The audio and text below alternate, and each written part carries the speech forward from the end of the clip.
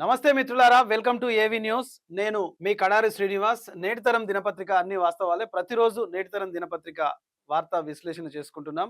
మరి ఈరోజు ప్రధానంగా ఏ వార్తలు వచ్చినాయో ఒకసారి చూద్దాం. మొట్టమొదలు ఉమా గౌరీ అవుట్, హెడ్ ఆఫీస్కి అటాచ్ అంటూ ఒక వార్తను చూస్తున్నాం.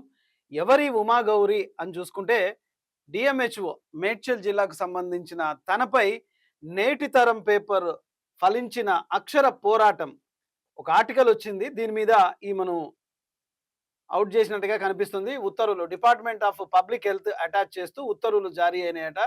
Department of public health Hyderabad Uma గౌరీపై వేటు, సంతోషంగా ప్రజలు ఉన్నారన్నట్టుగా ఇక్కడ చూపిస్తున్నాం. ఆరోపణలు తనపై ఉమా గౌరీ అనే ఈ డిఎంహెచ్ఓ పై ఆరోపణలు ఏమున్నాయి? పెద్ద ఎత్తున లంచాల వసూళ్లు, ఉద్యోగులను వేధింపు, లంచాలు ఇవ్వని ఆసుపత్రుల సీజు, ఆర్ఎంపీల నుంచి లక్షల వసూళ్లు, ప్రైవేటు ఆసుపత్రులపై వేధింపులు, ఆపరేషన్ సమయంలో సీజ్ చేసి అవమానాలు. మొత్తానికి ఒక డబ్బు మనిషి, ఒక మహిళ అంటే అమ్మవారి స్వరూపాన్ని ధరించుకున్న మహిళలు ఇలా కాసులకు కక్కుర్తి పడి ఒక హోదాలో, డిఎంహెచ్ఓ హోదాలో, ఒక మంచి గౌరవప్రదమైన హోదాలో ఉండి ఇట్లాంటి ఆరోపణలు ఎదుర్కొంటే ఈ ఆరోపణలు నేటితరం వెలుగులోకి తీసుకొచ్చింది. అందుకే ఈమె అవుట్ అని ఇక్కడ మనకు ప్రధానంగా కనిపిస్తుంది. ఉమా గౌరీ అవుట్, హెడ్ ఆఫీస్కి అటాచ్ చేశారు. ఇది నేటితరం అక్షర పోరాటం అంటూ ప్రధానంగా దినపత్రికలో మొదటి పేజీలో నేటితరం చీఫ్ ఎడిటర్ బొమ్మ అమరేందర్ గారు రాసిన ఆర్టికల్ మనం చూస్తున్నాం. నేటితరం అక్షర పోరాటం వల్లే న్యాయం గెలిచింది, అన్యాయంపై అక్షరం విజయం సాధించింది అన్న ఒక సరైన ప్రౌడ్తో ఈ ఆర్టికల్ అనేది మనకు కనిపిస్తుంది. చూద్దాం. నేటితరం అక్షర పోరాటం అంత ఆషామాషిది కాదు. ఒకసారి నేటితరం అక్షర మార్పు ఎప్పుడు వృధాగా పోదు. సమాజంలో జరిగే అన్యాయాలు, అక్రమాలపై నేటితరానికి పోరాటం కొత్తేమీ కాదు. అందుకే నేటితరం అక్షర పోరాట ఖాతాలో మరో విజయం చేరింది. మేడ్చల్ జిల్లా డిఎంఓ హెచ్ఎంఓగా విధులు నిర్వహిస్తూ డిఎం అండ్ హెచ్ఓగా విధులు నిర్వహించిన ఉమా గౌరీపై ఎట్టకేలకు వేటు పడింది. శాఖాపరమైన చర్యలకు ప్రభుత్వం ఉపక్రమించింది. అందులో భాగంగా ఆమెను హైదరాబాద్లోని డైరెక్టర్ ఆఫ్ పబ్లిక్ హెల్త్ కార్యాలయానికి రిపోర్టు చేయాల్సిందిగా ఆదేశాలు కూడా జారీ చేసింది. దాంతో అటు ఉద్యోగ వర్గాల్లోనూ ఇటు ప్రైవేటు ఆసుపత్రుల ఆర్ఎంపీలు సంబరాలు చేసుకుంటున్నారు. పెద్ద ఎత్తున నేటితరాన్ని పేపర్కి కృతజ్ఞతలు కూడా తెలియజేస్తున్నారు. తమ పక్షాన నేటితరం చేసిన అక్షర పోరాటానికి అభినందనలు కూడా తెలియజేస్తున్నారు ప్రజలు. ఉమా గౌరీ వల్ల వారు పడిన కష్టం అంతా ఇంత కాదు. ఉమా గౌరీ వేధింపుల వల్ల ఆరోగ్య శాఖలో పనిచేస్తున్న అనారోగ్య పాలయ్యామని ఆవేదన వ్యక్తం చేస్తున్నారు. తమను వేధించడమే లక్ష్యంగా ఆమె పని చేశారని, ఉద్యోగుల పట్ల ఆమె వ్యవహరించిన తీరు విమర్శలకు దారితీసింది. తోటి ఉద్యోగుల పట్ల ఆమె అమానుషంగా వ్యవహరించేదని చెప్తున్నారు. నేటితరం వల్ల తమ జీవితాలకు ఊపిరి పోసినట్లయిందని అంటున్నారు. ఇక ప్రైవేట్ ఆసుపత్రుల యాజమాన్యాలు కూడా అంతే ఆనందం వ్యక్తం చేస్తున్నారు. ఎప్పుడు ఆసుపత్రి మీద దాడి చేస్తుందో అని భయపడిపోయే వాళ్ళమని, ఆమె చెప్పే కారణాలు విచిత్రంగా ఉండేవని గుర్తు చేస్తున్నారు. పైగా ఆమె ఆపరేషన్లు జరిగే సమయంలో కూడా ఆసుపత్రులు సీజ్ చేసిన ఘటనలు ఎన్నో ఉన్నాయని, కనీసం మానవత్వం కూడా చూపించేవారు కాదని అంటున్నారు. మరి ఇంతని చక్కని తల్లికి ఈ ఆఫీసులో ఎట్లా ఉద్యోగం వచ్చిందో, ఈమె చదువుకున్న చదువు ఏం సంస్కారం నేర్పిందో, ఒక మంచి నడీడు వయసు మీద ఉన్న ఈమె డిఎంహెచ్ఓగా పనులు చేస్తూ ఒక ఆపరేషన్ జరుగుతున్నా సడన్ గా వచ్చి ఆపరేషన్ ఆపి చేసి ఆసుపత్రులు కూడా సీజ్ చేసే అంత రైట్ ఈమెకు ఉన్నది అని అంటే దాన్ని ఎంత సద్వినియోగం చేసుకోవాలి. ఇదే గ్రామాల్లో అయితే ఖచ్చితంగా భర్త పూజ చేసు, ఇదే సిటీలో కాబట్టి బతికిపోతుంది ఇట్లా. రైట్, చూద్దాం. ఇక సాటి మహిళలకు కూడా ఆపరేషన్ జరిగే సమయంలో ఆసుపత్రుల మీద దాడి చేసి సీజ్ చేసిన సందర్భాలు ఉంటాయి. వాటిపై నేటితరం ప్రత్యేక కథనాలను పెద్దలు ఆలోచింపజేశాయని అంటున్నారు. ఉమా గౌరి మీద ఒక దశలో పెద్ద ఎత్తున ఆరోపణలు వెల్లువెత్తాయి. నేటితరానికి నిత్యం అనేక మంది ఫోన్లు చేసి తమ గోడును వెళ్లబుచ్చుకునేవారు. దాంతో నేటితరం దినపత్రిక నిఘా టీం రంగంలోకి దిగింది. ఉమా గౌరి నిజంగానే ఆసుపత్రులను, ఉద్యోగులను వేధిస్తున్నారా అనే విషయాలను నేటితరం పరిశీలించడం జరిగింది. ఆ తర్వాత నేటితరం వరుస కథనాలు ప్రచురించింది. ఎంతసేపు లంచాలు తప్ప వృత్తి నిర్వహణను ఆమె గాలికి వదిలేశారని తెలిసింది. మేడ్చల్ మల్కాజ్గిరి విస్తీర్ణం పెద్దది కనుక ఆ జిల్లాలో అనేక ప్రైవేట్ ఆసుపత్రులు ఉన్నాయి. పైగా వైద్య ఆరోగ్య శాఖలోనూ అనేక మంది ఉద్యోగులు ఉన్నారు. వారు క్షేత్రస్థాయిలో ఎంత కష్టపడుతున్నా వారిని వేధించడమే ఉమా గౌరీ. మళ్ళా చక్కదనాల పేరు పెట్టుకుంది ఉమా గౌరీ, సాక్షాత్తు అమ్మవారి స్వరూపం. కానీ ఇక్కడ చేసేది లంచావతారం. అయితే ఉద్యోగులను అనేక రకాలుగా వేధించడం మొదలుపెట్టారు. ఇలాంటి నిజాల సమూహారంతో నేటి తరం దినపత్రిక ఉద్యోగుల వ్యధలను వాటికన్నిటిని వివరిస్తూ కూడా కథనాలను రాసింది. అటు ప్రైవేటు ఆసుపత్రుల నుంచి పెద్ద ఎత్తున వసూళ్లకు పాల్పడినట్లు ఆరోపణలున్నాయి. అలా కోట్లాది రూపాయలు కూడబెట్టినట్లు కూడా శాఖలో చర్చ జరుగుతుంది. వెంటనే తెలంగాణ ఏసీబీ చేయాలంటే ఈ ఉమా గౌరి మీద ఒకసారి ఏసీబీ రైడ్ చేయాలి ఖచ్చితంగా. ఎందుకంటే ఇలాంటి వాళ్ళను శాశ్వతంగా కూర్చోబెట్టి ఇంటికాడ అంట్లు తోవించాలి. అప్పుడు కానీ బుద్ధి రాదు ఇలాంటి వాళ్ళకి. ఇక ప్రాథమిక చికిత్స కేంద్రాలు నిర్వహించుకునే ఆర్ఎంపీలను కూడా ఆమె విపరీతంగా వేధించేదని తెలిసింది. ఉమా గౌరి మీద నేటి తరంలో తొలి కథనం వచ్చిన వెంటనే ఎంతో మంది ఆర్ఎంపీలు నేటి తరానికి ఫోన్ చేసి వాస్తవ పరిస్థితులను వివరించారు. ఆర్ఎంపీల నుంచి బలవంతంగా లక్షలు వసూలు చేసినట్లు అనేక మంది చెప్పారు. ఆమె వేధింపులు తాళలేక కొంతమంది ఆర్ఎంపీలు ఆత్మహత్యలకు కూడా పాల్పడినట్టు కూడా ఆర్ఎంపీల సంఘం నాయకులు వివరించారు. అలా ఆమె వేధింపులను భరించలేక ఎంతో మంది ప్రాథమిక చికిత్స కేంద్రాలను కూడా మూసేసుకొని కూలీ పని చేసుకుంటున్నారు. ఇప్పుడు ఈమెను బంద్ చేసి ఈమెను కూలీ పని చేసుకునేలాగా చేయాలి. అంట్లు తోమిచ్చే పని చేయాలి. ఈ ఆఫీస్ ఊడ్చి టేబుల్ దూడ్చి మంచినీళ్ళు తీసుకొచ్చి చాయ్ గిలాసులు కడిగే పని ఇగో ఈమెకు చెప్పాలి. ఏం చదువుకున్నది, ఏం బతుకుతున్నది, ఎందుకు ఆ పాడు డబ్బు? మందిని హింసించి ఆర్ఎంపీలను ఆసుపత్రులను హింసించి లంచాలు తీసుకొని ఏం సచ్చేటప్పుడు ఎత్తుకపోతామా? ఒక తల్లి స్థానంలో ఉండి ఇలాంటి పాడు పని చేయడం, అవినీతి పని చేయడం. ఎంతో మంది ప్రాథమిక చికిత్సా కేంద్రాలను మూసేసుకొని కూలీ పనులు చేసుకుంటున్నారని వాళ్ళు చెప్పడం జరిగింది. ఉమా గౌరి భర్త సినిమాల నిర్మాణం కోసం పెద్ద ఎత్తున ఆసుపత్రుల నుంచి కోట్లాది రూపాయలు వసూలు చేసేదని కూడా ఆరోపణలు ఉన్నాయి. మీ భర్త గారు సినిమాలు తీస్తాడు. అసలు మీ తెలంగాణనే? వీళ్ళు తెలంగాణలోనే లేదా ఒకసారి తెలుసుకోవాలి మరి. ఎందుకంటే సినిమాల పిచ్చి ఉందంటే తెలంగాణలోకి అంత సినిమా పిచ్చి ఉండదు. టాలెంట్ ఉంటే చేస్తారు, లేకపోతే లేదు. ఏదైనా ఒక పని చేసుకుంటారు. కానీ మరీ ఇంత సినిమాల పిచ్చి, మంది దగ్గర నుంచి రక్తం పీల్చి ఆ రక్తాన్ని సినిమాలో పెట్టడం అంటే అది మనుషులు కాదు, వీళ్ళు రాక్షసులు. ఆ విషయాన్ని కూడా నేటి తరం ప్రచురించడం జరిగింది. నేటి తరాన్ని బెదిరించే ప్రయత్నం చేసింది. బెదిరింపు కూడా మళ్ళీ చేసేదేమో లంగ పని అయినా సరే మళ్ళీ బెదిరింపులు ఒకటి. ఈ బెదిరింపులు నేటి తరాన్ని బెదిరించే ప్రయత్నం చేసింది. అక్షరాన్ని నిర్బంధించడం, బెదిరించడం అనేది అక్రమార్కుల తరం కాదని నేటి తరం అనేక సార్లు నిరూపించింది. సమాజంలో అన్యాయాలు, అక్రమాలు ఎక్కడున్నా సరే నేటి తరం ఏనాటికి సహించదు. అక్రమార్కుల వేట అనేది నేటి తరానికి కొత్త ఏమీ కాదు. ఇవి నిత్యం జరిగే నిరంతర ప్రక్రియ. బెదిరింపులు అసలే కొత్త ఏం కాదు. ఎలాంటి బెదిరింపులకైనా సరే విరవని అక్షర నిప్పుకనం నేటి తరం. అన్యాయాలపై సంధించే అక్షర గాంధీవం నేటి తరం. నేటి తరాన్ని నలిపేయాలని ఎంతో మంది చూశారు. నిప్పు లాంటి నేటి తరం అక్షర వేడిని తట్టుకోలేకపోయారు. ఉమాగౌరి ఈవిడ విషయంలోనూ కూడా అదే జరిగింది. నేటి తరం కథనాలకు ప్రభుత్వమే కదిలింది, ఆమెను తప్పించింది. న్యాయమైపోతున్న వారి పక్షాన, అన్యాయమైపోతున్న వారి పక్షాన నిలవడమే నేటి తరం అక్షర కర్తవ్యం. సమాజంలో జరిగే అన్యాయాలపై, అక్రమాలపై అలుపెరగని పోరాటం చేయడమే నేటి తరం నేర్చుకున్న అక్షర విద్యకు నిర్వచనం. సమాజ హితం కోసం సాగించే అక్షర ప్రయాణంలో నేటి తరం నిలువెత్తు నిదర్శనం. ఇగో ఈ సక్కన్ తల్లి అవుట్ అయిపోయింది, ఉమా గౌరి. మన సక్కదనాల పేరు పెట్టుకుంది, అమ్మవారి పేరు. సో ఇది నేటి తరం దినపత్రికలో ప్రత్యేక కథనం వచ్చింది. ఇలాంటి మహిళా అధికారులు కూడా తల్లి ప్రేమను మరిచిపోయి ఒక స్వార్థపూరితమైన ఆలోచనలకు పదును పెడితే ఇగో చివరికి ఇలా అవమానాపాలు కావాల్సిందే. ఖచ్చితంగా ప్రభుత్వం వేసిన వేటుకు బలవ్వాల్సిందే. ప్రజల ఉసురు పంచుకొని ఏం బాగుపడతారు, ఏం బిల్డింగ్లు కడతారు, ఏం సినిమాలు తీస్తారు, ఇదా మీ బతుకు, ఇదా మీ చదువు అని ప్రజలు నిలదీస్తున్నారు. ఇది ఇవాల్టి ప్రత్యేక కథనం. Thank you. మనది నాగరికత బంధం, రెండు దేశాల ప్రజల్ని అది కలుపుకుపోతుంది. ప్రధానమంత్రి మోదీ ప్రంబనన్ దేవాలయం వద్దకు ప్రధాని మోడీ, ఆ దేశాధ్యక్షుడు ప్రభోవో సుబియాంతో ఇక్కడ సాంస్కృతిక నాగరిక పరమైన బంధాలు భారత్ ఇండోనేషియా కలుపుతున్నాయని భారత ప్రధాని ఇండోనేషియా టూర్లో ఒక దాదాపు రెండు దేశాల ప్రజల్ని అది కలుపుతుంది అంటూ ఆయన అనేక దేవాలయాలను అక్కడ బ్రహ్మ విష్ణు మహేశ్వరులకు ప్రత్యేక పూజలు చేసినట్టుగా ఇక్కడ మనం చూస్తున్నాం. ఎందుకంటే ఆధ్యాత్మిక వారసత్వం తెలంగాణకు కాదు, రాష్ట్రం మన భారతదేశానికి ఒక పునాదిగా ఉంది కాబట్టి ఇతర దేశాలను కూడా కలుపుకొని పోయే పనులు చేస్తున్నాడు ప్రధానమంత్రి. ఇక 2047 నాటికి $3 ట్రిలియన్ ఆర్థిక వ్యవస్థ, దేశ ఆర్థిక వ్యవస్థలో 10% వాటా సాధించేలా ప్రణాళికలు అంటున్నారు ముఖ్యమంత్రి. తెలంగాణను అగ్రగామిగా రాష్ట్రంగా తీర్చిదిద్దడమే లక్ష్యం. ఓఆర్ఆర్లో లోపాలున్న పరిశ్రమలను ఓఆర్ఆర్ వెలుపల తరలింపు, హైదరాబాద్ను కాలుష్యం నుంచి తప్పించే చర్యలు, ఇండియన్ నెక్స్ట్ జోనార్ సోలార్ మాడ్యూల్ యూనిట్ ప్రారంభంలో సీఎం రేవంత్ రెడ్డి ఇక్కడ చెప్తున్నాడు. ఎందుకంటే రాష్ట్రాన్ని అగ్రగామిగా, అంటే దేశంలోనే తెలంగాణ రాష్ట్రాన్ని అగ్రగామిగా తీర్చిదిద్దడమే లక్ష్యమని సీఎం రేవంత్ రెడ్డి ఇక్కడ పునరుద్ఘాటించారు.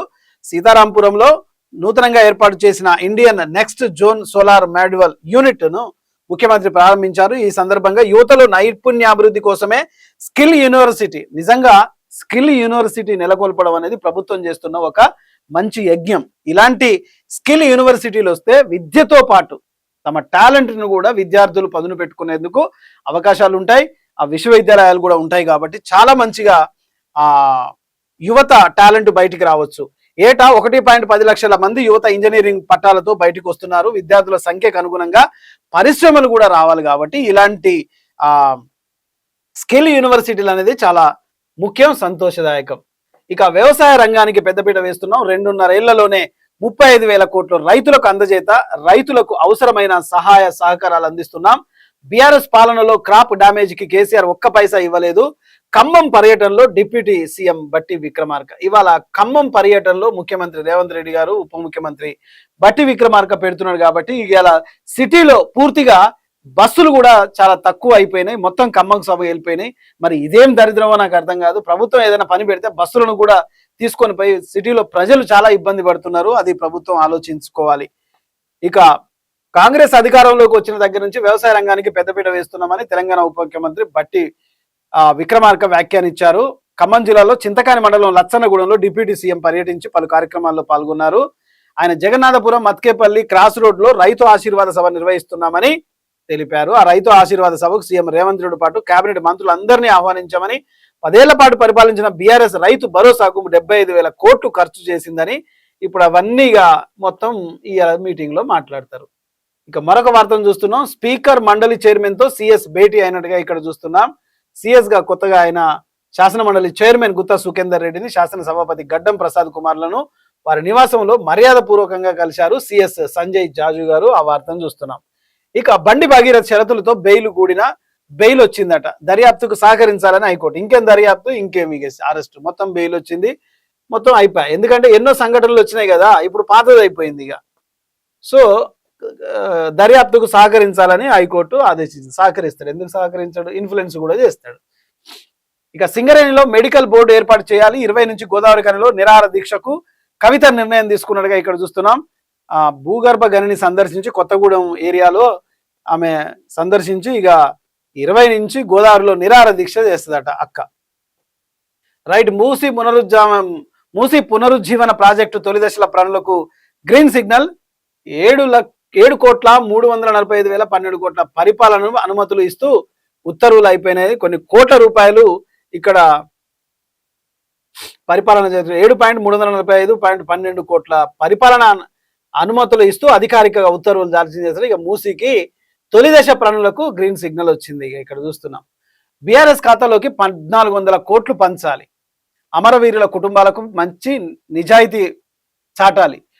టిఆర్ఎస్ అధ్యక్షురాలు కవిత.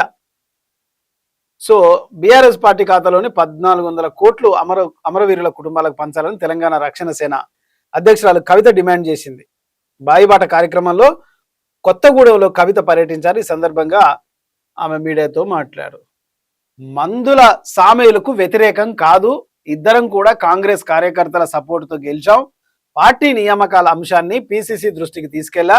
భువనగిరి ఎంపీ చామల కిరణ్ కుమార్ రెడ్డి అంటే మందుల సామేలకు ఈయనకి ఏం పంచాది అవుతుందో మరి దాని మీద. మందుల సామేలకు నేను వ్యతిరేకం కాదు, ఆయన తీసుకున్న నిర్ణయాలను కూడా వ్యతిరేకించడం లేదు, ఇద్దరిని కూడా కాంగ్రెస్ కార్యకర్తల సపోర్టుతో గెలిచాం. పార్టీ నియామకాల అంశాన్ని పిసిసి దృష్టికి తీసుకెళ్ళానని భువనగిరి ఎంపీ చామల కిరణ్ కుమార్ రెడ్డి అని చెప్తున్నాడు.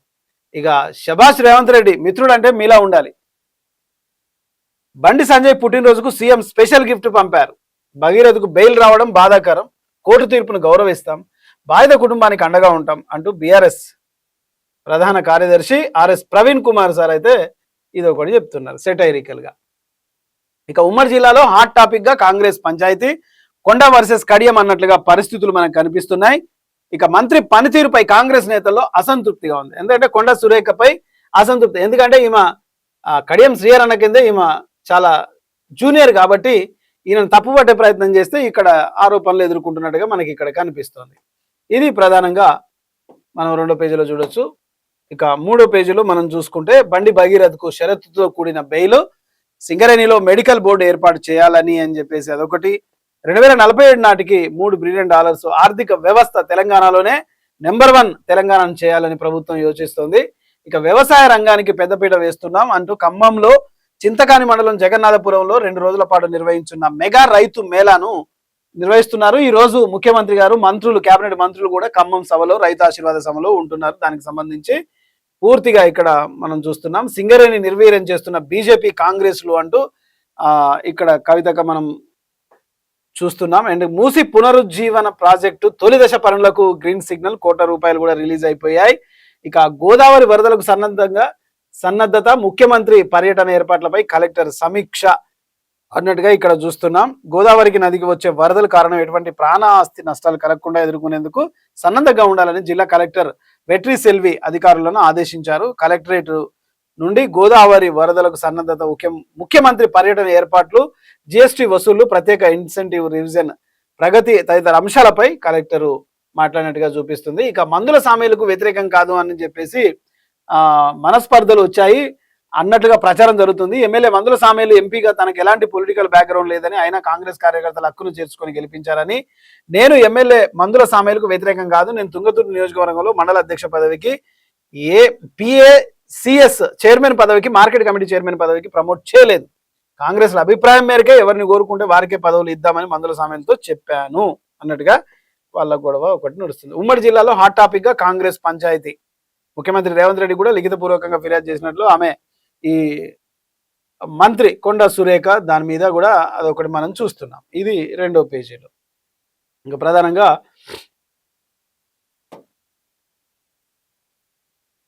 మనం ప్రత్యేక ఆర్టికల్ను చూస్తున్నాం.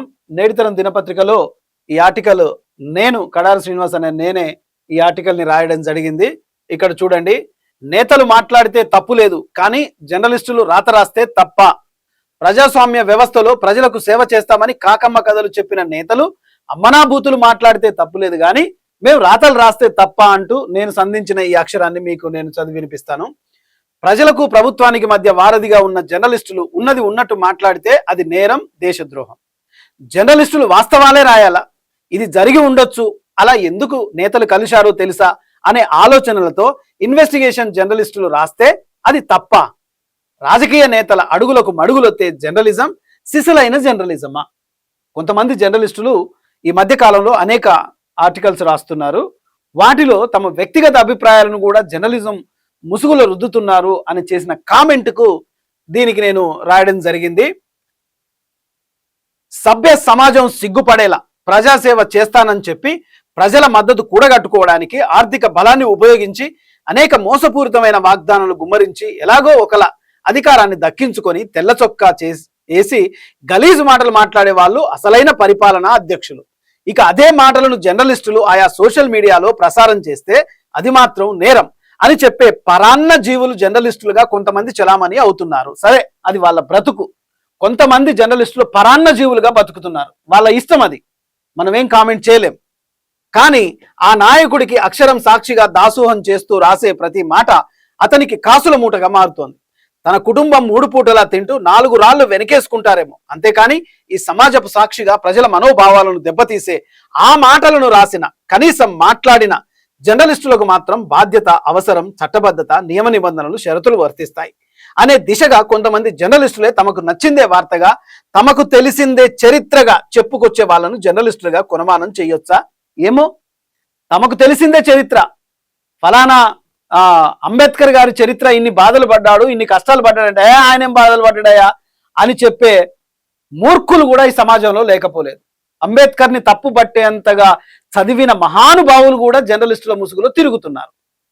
అంటే అవసరం లేని చోట కూడా అంబేద్కర్ని తీసుకొచ్చి అంబేద్కర్ని అవమానపరిచే, ఒక పెద్ద ఆయనని అవమానపరిచే రాజ్యాంగ నిర్మాత మహానుభావుడు, ఆయన పాదాలకు సాష్టాంగపడి జీవితం మొత్తం దారపోసిన ఈ జీవితానికి సరిపోదు, ఈ జీవితం సరిపోదు అంబేద్కర్ త్యాగాలను కొలవాలంటే. అలాంటి మహానుభావుని మీద కూడా తప్పుడు మాటలు మాట్లాడి వాళ్లకు తెలిసిందే చరిత్రగా మోసుకొచ్చే కొంతమంది జర్నలిస్టులు, అందరినీ అంటలేను, కొంతమంది జర్నలిస్టులు, వాళ్ళు అసలైన జర్నలిస్టులు, వాళ్ళు చెప్పిందే చరిత్ర. జర్నలిజానికి సిసలైన నిర్వచనం ఇచ్చిన సందర్భం రాజ్యాంగంలో ఉంది కదా. 4వ స్తంభంగా జర్నలిజం కలిగిన స్థానాన్ని సరిగ్గా నిలుపుకుంటుందా? ప్రభుత్వాలు వారికి వత్తాసు పలికే వాళ్ళనే జర్నలిస్టులుగా కొనమానం చేస్తూ తమ కనుసన్నల్లో పెట్టుకుంటూ అందించే తాయిలాలు తెలియనిది ఎవరికి. అక్రిడేషన్ కార్డు జారీ విషయంలో నుండి ఇంటి స్థలం అలాగే అనేక లాభాలు పొందుకునే స్వార్థపూరితమైన జర్నలిస్టులను ఏం చేయాలి? నేటి సమాజంలో ఒక్కో పత్రిక ఒక్కో నైజంగా మారుతోంది. సిసలైన జర్నలిజంతో అడిగేస్తున్న వాళ్ళు ఎంతమంది? ప్రతివాడు జర్నలిజం పేరు చెప్పుకొని శుద్ధపూస మాటలు మాట్లాడే వాళ్ళే.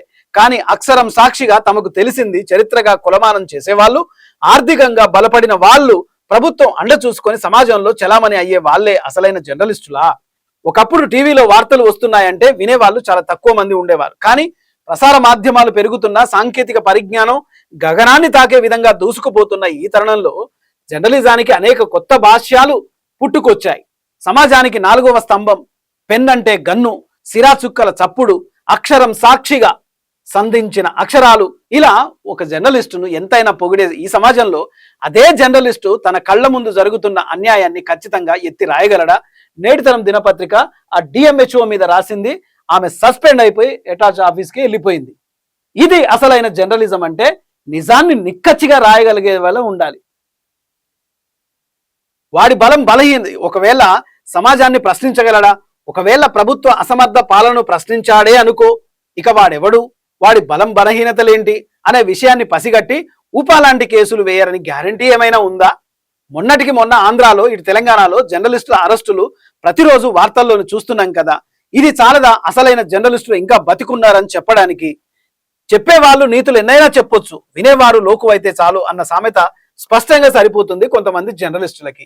స్వేచ్ఛతో పాటు బాధ్యత కూడా ఉండాలి. ఇవి కలిస్తేనే అసలైన జర్నలిజం అని నిర్వచనం ఇచ్చే పెద్దలు నిర్లజ్జగా, నిస్వేచ్ఛగా, ఆ స్వేచ్ఛ వెనుక స్వార్థపూరితమైన, మోసపూరితమైన ఆలోచనలు లేవా? లాభాపేక్షతో జరిగే పరిపాలనను ఎందుకు ప్రశ్నించరు? కేంద్ర రాష్ట్ర నేతలు అడుగులకు మడుగులొత్తుతూ సమాజంలో తానో పెద్ద మనిషిగా, సీనియర్ జర్నలిస్ట్గా చలామణి అవ్వడం లేదా? ఇదెక్కడి జర్నలిజం? ఇదెక్కడి సంస్కృతి? ఇదా జర్నలిజం? ఇదా అక్షరం అనే విధంగా ఉంటది. ఇక స్వేచ్ఛ, సమానత్వం కలిస్తేనే జర్నలిజం ఆరోగ్యకరంగా ఉంటుంది అని కొంతమంది పెద్దల నిర్వచనం. సమంజసమే. ఆ స్వేచ్ఛ వెనక మరి దాగున్న స్వార్థం ఎంత, కుళ్ళు ఎంత, కుతంత్రాలు ఎంత, మోసం ఎంత, కుట్రలు ఎంత? అది ఎవరు అడగాల? ఆ బాధ్యత వెనక కుళ్ళు కుతంత్రాలు నడుస్తున్నాయా అనే విషయాన్ని ఎవరెత్తి చూపాలి? ఎవరు ప్రజలకు చెప్పాలి? రాజ్యాంగం సాక్షిగా హక్కుల గురించి మాట్లాడే వాళ్ళు తమ బాధ్యతల గురించి, విధి విధానాల గురించి అదే రాజ్యాంగంలో ఉందని ఎందుకు మర్చిపోతున్నారు? ప్రతివాడు రాజ్యాంగం మీద ప్రమాణం చేసి ప్రజాస్వామ్యంలో ప్రజలకు సేవ చేస్తామంటూ కళ్ళబొల్లి మాటలు మాట్లాడే వాళ్ళు, తెల్ల చొక్కాలు వేసుకొని గలీజు పనులు చేసే రాజకీయ నేతలే ప్రజల వద్దకు వెళ్ళి ప్రజల అవసరాలు తీరుస్తామని, ప్రజల కష్టాలు తీరుస్తామని వాగ్దానాలు చేసిన వాళ్ళు అధికారం రాగానే పూర్తిగా మర్చిపోయి ప్రజల్ని నడి రోడ్డు మీద వదిలేసి దిక్కులేని వాళ్ళుగా చేసేది నేతలు కాదా? వాళ్ళు ఇచ్చిన వాగ్దానాలని అమలవుతున్నాయా? వాటి గురించి మాట్లాడరు. రాక్షస క్రీడను రంగరించిన దమనకాండను కొనసాగిస్తుంటే దాన్ని ప్రశ్నించడం జర్నలిజం కాదా? ఇక శ్రీశ్రీ గారి అక్షరాలని నేను తీసుకున్నాను. ఈ కాలానికి శ్రీశ్రీ ఇప్పటికి కూడా ఆయన ఆలోచనలు, ఆయన అక్షరాన్ని నేను కావాలని తీసుకొని ఆర్టికల్లో రాశాను. చిరకాలం జరిగిన మోసం, బలవంతుల దౌర్జన్యాలు, బలవంతుల పన్నాగాలు. చిరకాలం జరిగిన మోసం, బలవంతుల పన్నాగాలు, ధనవంతుల దౌర్జన్యాలు, ఇతరేతర శక్తులు లేస్తే స్థాపించిన సామ్రాజ్యాలు, నిర్మించిన కృత్రిమ చట్టాలు, పరస్పరం సందర్శించిన శక్తులలో చరిత్ర పుట్టెను గదా. ఒక జాతి పోరాటం చేసి చరిత్రకు శ్రీకారం చుట్టింది. తెలంగాణ ఉద్యమ నేల చరిత్ర, దీనికి ఉద్యమ ప్రస్థానం ఉంది. ఈ నేలలో పోరాట బిడ్డల త్యాగం ఉంది, ఆత్మ బలిదానాల సమాజం ఇది. దీనికో చరిత్ర ఉంది అన్న మహాకవి శ్రీశ్రీ సాక్షిగా ఒక వ్యక్తి మరొక వ్యక్తి, ఒక జాతిని వేరొక జాతి పీడించే సాంఘిక ధర్మం ఇంకానా అని ఆనాడు ఓ శతాబ్దాన్ని శాసించిన కవి మహాశయుడే ప్రశ్నిస్తే జర్నలిస్టులు మాట్లాడితే తప్పొచ్చిందా? ఇక రాత రాస్తే నేరం, అసహాయుల ఆహాకారాలు, చరిత్రలు మూలుగుతుంటే నేరం నాది కాదంటే నాది కాదు, తప్పు నేను చేయలేదంటే నేను చేయలేదంటూ కాలానికి కత్తుల వంతెనను కడుతుంటే అజ్ఞానపుటంద యుగంలో ఆకలి కేకలు ఆవేశంలో నడిపిస్తే నడిచే మనుషులు అంతా తమ ప్రయోజన స్వార్థం కోసమే కదా. ఎవరు స్వార్థం లేకుండా చేస్తున్నారు? జర్నలిస్టులు ఎవడు స్వార్థం లేకుండా రాస్తున్నాడు? ఎవడు స్వార్థం లేకుండా మాట్లాడుతున్నాడు? ఇతిహాసాల చీకటి కోణాన్ని కథలని దాచేస్తే దాగే అవి సత్యాలుగా మారిపోతాయా? ఇతిహాసాల్లో చీకటి కోణాలు. కొంతమంది జర్నలిస్టులు తమ సోషల్ మీడియాలో మత ప్రస్తావనలు తీసుకొచ్చి ఒక హిందువుని కూర్చోబెడతాడు, ఒక ముస్లింని కూర్చోబెడతాడు, ఒక క్రిస్టియన్ కూర్చోబెడతాడు, వారిద్దరిని కొట్లాడుకోమంటాడు, దాన్ని వైరల్ చేస్తాడు. ఇదా జర్నలిజం? ఇదా సమాజానికి ఉపయోగపడేది? అదే నేను చెప్తున్నాను. ఇతిహాసాల చీకటి కోణాన్ని కథలని దాచేస్తే దాగే అవి సత్యాలుగా మారిపోతాయా?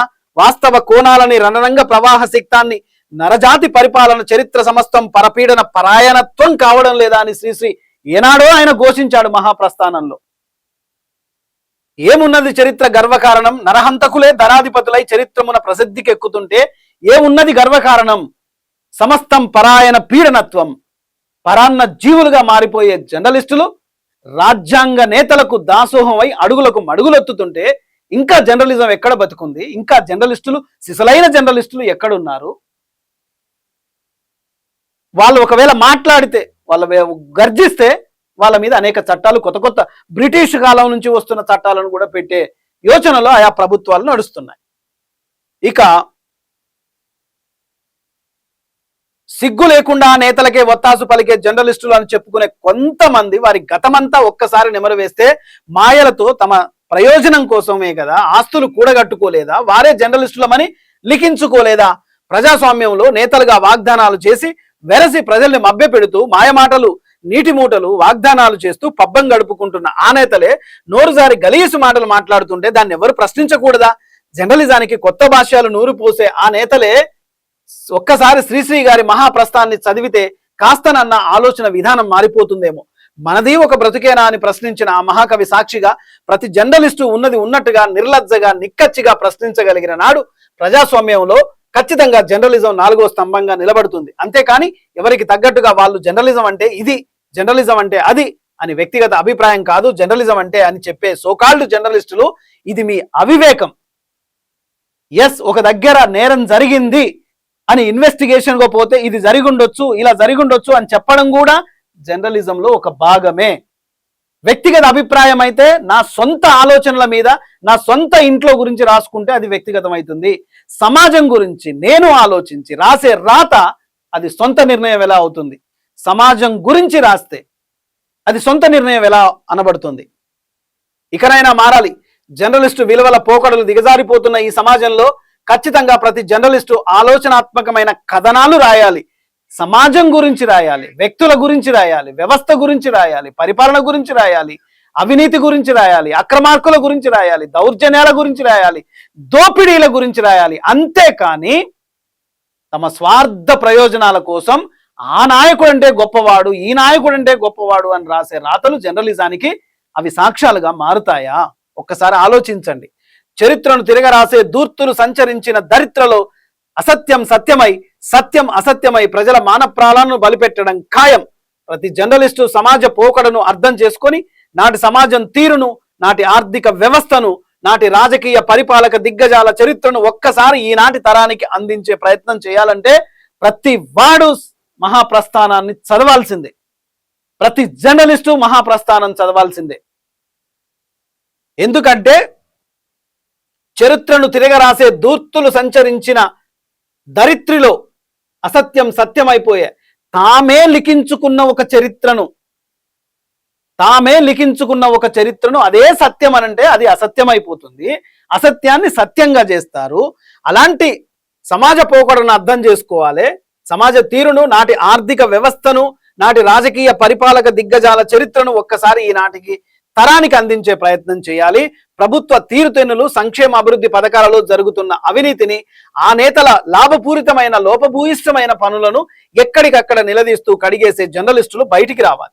వాళ్ళు మన ముఖ్యమంత్రి అయినా సరే, మన దేశ ప్రధాని అయినా సరే, అలాంటి వాళ్లను ఇలా మాట్లాడొచ్చా అనే వారికి ఒకటే మాట, అంత ఉన్నత స్థానంలో ఉండి ఇంత నీచమైన పనులు చేయొచ్చా అనే ప్రశ్న కూడా వెంటనే ఉత్పన్నమవుతుందని ఆలోచించాలి. ఈనాడు జర్నలిజం ఏనాడో కాసులకు అమ్ముడుపోయింది. నవీన ఆధునిక సాంకేతిక పరిజ్ఞానం రోజు రోజుకి పెరిగిపోతున్నా ప్రశ్నించే ప్రతివాడు జర్నలిస్ట్. ఇక జర్నలిస్టే అంటే ఆయనకేం కొమ్ములుండవు, ఆయనకేం ఆస్తులుండవు.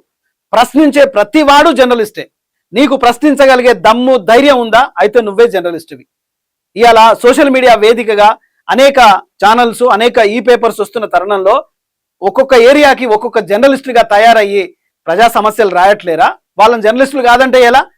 సోకాల్డ్ ముద్ర గుద్దుకున్న వాళ్ళే జర్నలిస్టులా? ప్రశ్నించే వాళ్ళు కాదా? సో అవినీతిని, అక్రమాలను, దోపిడిని, నేతల లాభపూయిష్టమైన స్వార్థపూరితమైన పనులకు నిలదీసేవాడు ఖచ్చితంగా జర్నలిస్టే. అందుకే ప్రజలే ప్రజాస్వామ్యంలో ప్రభువులు. అంతిమ నిర్ణయం, అంతిమ విజయం ప్రజాస్వామ్యంలో ప్రజలదే. వారి బాగు కోసం రాసే అక్షరమే జర్నలిజం అంటూ నేను రాసిన ఈ ఆర్టికల్ పై మీ అభిప్రాయాన్ని తెలపండి. చూస్తూనే ఉండండి ఏవి న్యూస్. రైట్, చూస్తున్నాం. ఇది మాట్లాడితే తప్పు లేదు కానీ, నేతలు మాట్లాడితే తప్పు లేదు కానీ, జర్నలిస్టులు రాత రాస్తే తప్ప అంటూ సంధించిన అక్షరం. ఇక మరొక పేజీ చూసుకుంటే, తొలి జీతం పేద పిల్లల కోసం ఖర్చు చేసిన టీచర్ స్నేహ శర్మ హ్యాట్స్ ఆఫ్. బీహార్కు చెందిన టీచర్ స్నేహ శర్మ తన మొదటి జీతాన్ని సొంత అవసరాలు కాకుండా పేద విద్యార్థుల కోసం వినియోగించి అందరికీ ఆదర్శంగా నిలిచారు. తన తొలి సంపాదనతో 120 పంపిణీ చేసి ఆ విద్యార్థులకు అండగా నిలిచారు. చిన్నారుల భవిష్యత్తు కోసం ఈ టీచర్ అమ్మ స్నేహ శర్మ, బీహార్కు చెందిన ఒక లేడీ, చాలా మంచి ఒక అమ్మలాగా పేద పిల్లల కోసం ఆమె తన ఫస్ట్ జీతాన్ని అందించిందట. సూపర్. ఇక ప్రియుడితో కలిసి భర్తను హతమార్చిన నవవధువు, భర్తను చంపి మురికి కాలువలో వేసిన భార్య కాలువలో పడేసి ప్రమాదంగా చిత్రీకరణ. వామ్మో, నేను బొందబేట. ఇది చదివేదానికంటే ఇక మొత్తం ఇదే. ఇక నా ప్రియురాలికి వేరే వ్యక్తితో పెళ్లి చేస్తున్నారని ఊరంతా పోస్టర్లు అంటించినాడు ఒక యువకుడు. సూపర్, ఇది బాగుంది. సిరిసిల్ల జిల్లా తుంగళ్లపల్లి గ్రామంలో పోస్టర్ల కలకలం. ఆ ఊరంతా పోస్టర్లు వేసినాడు ఒక యువకుడు. 16 తులాల బంగారం కోసం వరుడు పెళ్లికి సిద్ధమయ్యాడని పోస్టర్లో పేర్కొన్న యువతి తల్లిదండ్రుల ఫిర్యాదు మేరకు కేసు నమోదు చేసిరట. ఇక హత్యాయత్నం కేసులో నిందితుడు అరెస్టు, జ్యుడిషియల్ రిమాండ్ కు తరలింపు. జగదేవ్పూర్ సంబంధించిన వార్త. ఒక హత్యాయత్నం పాల్పడిన కేసులో వల్లపు కనకయ్య తండ్రి నరసయ్య 30 సంవత్సరాలు ఇతన్ని పట్టుకున్నారట. Jagdevpur police station SI J Krishna Reddy దర్యాప్తులో భాగంగా అరెస్టు చేసుకున్నారు. ఇది ఇక ఘన పదార్థాల నిర్వహణపై అవగాహన.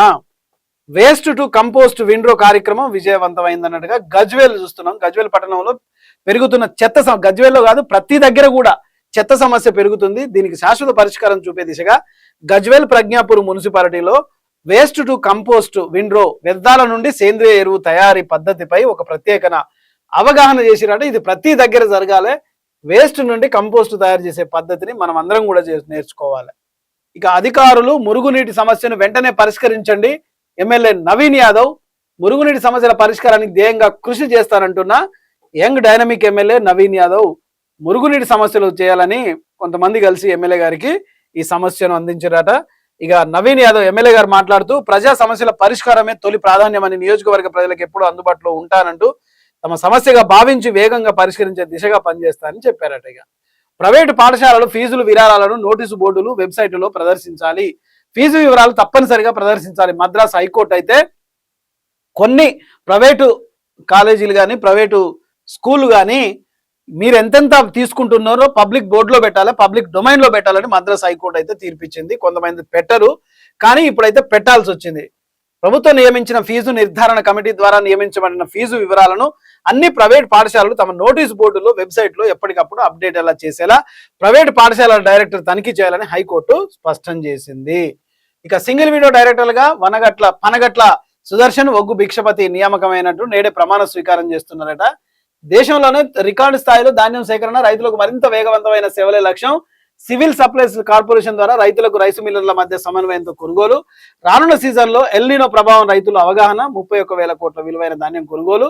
11.53 లక్షల మంది రైతులకు 24 గంటలు 45% చెల్లింపులు. పౌర సరఫరాలు, వినియోగదారుల వ్యవహారాల శాఖ మంత్రి నాదెండ్ల మనోహర్ అయితే ఇది ఒక మాట చెప్తున్నాడు. ఇక రేణుకా ఎల్లమ్మ దేవాలయ శంకుస్థాపన, దాతల సహకారంతో నూతన గుడి నిర్మాణం చేద్దాం.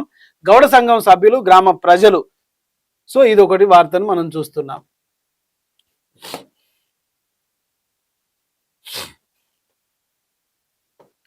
ఇక BRS parliamentary party floor leader గా ఎంపీ రవిచంద్ర నియామక పత్రం అందజేసిన బీఆర్ఎస్ అధినేత కేసీఆర్. బీసీ బహుజన వర్గాల సేవలకు గుర్తింపుగా పదోన్నతి. తెలంగాణ ప్రజల గొంతును పార్లమెంట్లో వినిపిస్తానన్న ఎంపీ రవిచంద్ర రాజ్యసభ సభ్యులుగా వద్దిరాజు రవిచంద్ర భారత రాష్ట్ర సమితి పార్లమెంటరీ పార్టీ నాయకుడిగా నియమితులైనట్టుగా ఇక్కడ వార్త చూస్తున్నాం. ఇక గవర్నర్ శివప్రతాప్ శుక్లాను వరంగల్ ఎంపీ డాక్టర్ కడియం కావ్యకు ఘన స్వాగతము. కడియం కావ్య మన గవర్నర్ కు మాత్రం మంచిగా స్వాగతం పలికిందట. గవర్నర్ మంత్రికి మహిళా కాంగ్రెస్ అధ్యక్షురాలు ఎర్రబెల్లి స్వర్ణ ఘనంగా సత్కరించినట్టుగా, మన గవర్నర్ని సత్కరించినట్టుగా మనం చూస్తున్నాం. గోవర్ధనగిరి ప్రమాద బాధితులకు మరింత సమయం అందించాలని ఎన్జిఓ ప్రతినిధులకు విజ్ఞప్తి. ఎన్హెచ్ఆర్సీకి ఫిర్యాదు అనంతరం ప్రభుత్వం పరిహారం విడుదల చేసినట్లు సంస్థ ప్రతినిధుల వెల్లడి.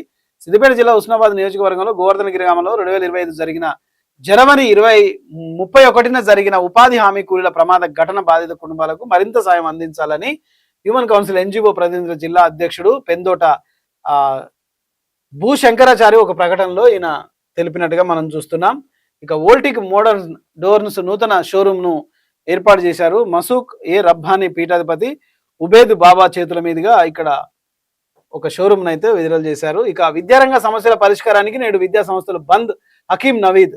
రాష్ట్రంలో నెలకొన్న విద్యారంగ సమస్యల పరిష్కారం కోసం వామపక్ష విద్యార్థి సంఘాలు నేడు రాష్ట్ర వ్యాప్తంగా విద్యా సంస్థల బంద్కు పిలుపునిచ్చాయి. ఈ సందర్భంగా ఏఐఎస్బి రాష్ట్ర కన్వీనర్ హకీం నవీద్ మాట్లాడుతూ కాంగ్రెస్ ప్రభుత్వం విద్యారంగ సమస్యల పరిష్కారం పూర్తి స్థాయిలో విఫలమైందంటే ఆలోచించి ఇవాళ అన్ని స్కూళ్లు బంద్ చేసినట్టుగా తెలుస్తోంది. ఇక లక్ష్య సాధనలో విద్యార్థులు ముందుండాలి అంటూ తెలంగాణ ఉన్నత విద్యామండలి సెక్రటరీ ప్రొఫెసర్ శ్రీరామ్ సార్ అయితే ఇక్కడ వెంకటేష్ సార్ అయితే ఇక్కడ లక్ష్య సాధనలో విద్యార్థులు ముందుండాలి. ఎందుకంటే విద్యతోనే వాళ్ళు ఒక్కో అడుగు ముందుకేస్తారు కాబట్టి మీరు వేసే భవిష్యత్ నిర్ణయానికి ఒక ముందు అడుగు ఉండాలి, లక్ష్య సాధన అనేది ఉండాలని ఇక్కడ మనం తెలుసుకుంటున్నాం. ఇక జర్నలిస్టుల ఫిర్యాదు, బెదిరింపులు, ఆరోపణలు, ప్రజా సమస్యలకు సంబంధించిన వార్తల ప్రచురణ అనంతరం తమను బెదిరించారని ఆరోపిస్తూ 3 జర్నలిస్టులు వీనవంక పోలీస్ స్టేషన్లో ఫిర్యాదు చేశారు. వల్లభాపూర్ గ్రామానికి చెందిన జర్నలిస్టు కుమార్ యాదవ్, కొంగలతో పాటు పాత్రికేయులు పాంతటి రవీందర్, రసీద్ వేరువేరుగా సమర్పించిన ఫిర్యాదుల్లో పేర్కొన్నారు. చెప్పిన కదా ఇందాకనే జర్నలిస్ట్ అసలైన ఏది జర్నలిజం మీద నేను రాసిన ఆర్టికల్ చూసిన కదా, ఇలా నిజాలు రాస్తే వాళ్ళ మీద కంప్లైంట్ ఇస్తారు. ఇక వాళ్ళ మీద కంప్లైంట్ ఇచ్చి పోలీసుల చుట్టూ జర్నలిస్టులకు కేసులు ఇదన్నీ పెద్ద కొత్త కాదు. అయినా సుప్రీంకోర్టే చెప్పింది జర్నలిస్టుల మీద కేసులు నిరాధారమైనవి అయితే ఖచ్చితంగా పెట్టిన వారికే జైలు శిక్ష పడుతుందని.